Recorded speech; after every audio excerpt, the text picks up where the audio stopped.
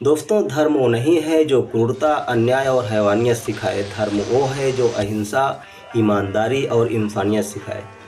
दोस्तों, धर्म हमारे देश की जनता को अपितु पूरे देश को विकलांग बनाता जा रहा है।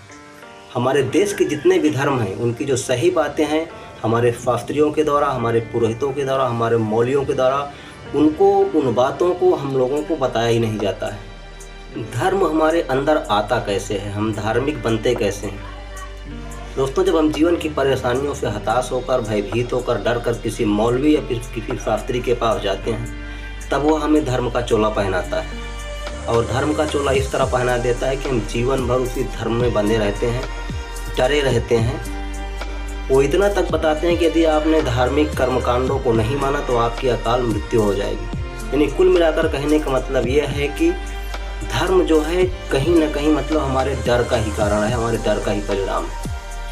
इन धार्मिक कर्मकांडों से सिर्फ और सिर्फ हमारे शास्त्रियों का, हमारे मौलवियों का फायदा हुआ है, न कि आम जनता का। आम जनता जीवन भर उसी में लड़ती झगड़ती रहती है और एक दिन मर जाती है। जीवन में कितनी भी परेशानी आ जाए, आप उनसे बिल्कुल हताश ना हो, उनसे भयभीत बिल्कुल ना हो। अपनी सोच का इस्तेमाल करें, सब कुछ ठीक हो जाएगा।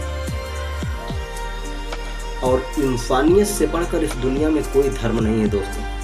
एक इंसान के काम आ जाए, उससे बड़ा कोई धर्म नहीं है। और जितने भी दुनिया में धर्म हैं, उन सभी धर्मों में यही बातें लिखी गई हैं। हमारा पूरा देश ही धार्मिक है, इसलिए धार्मिक बनिए, लेकिन उतना ही जितने में आपका फ़ायदा हो। दोस्तों, जहाँ तक मेरी राय है, अपनी चेतना का, अपनी सोच का सही इस्तेमाल करें। धार्मिक बनने से कहीं ज़्यादा बेहतर होगा। और आप लोगों से एक सवाल है, कोई ऐसा आम आदमी बता दीजिए जिसने जीवन भर धर्म का पालन किया हो और अपने जीवन में कुछ बड़ा करके दिखाया हो।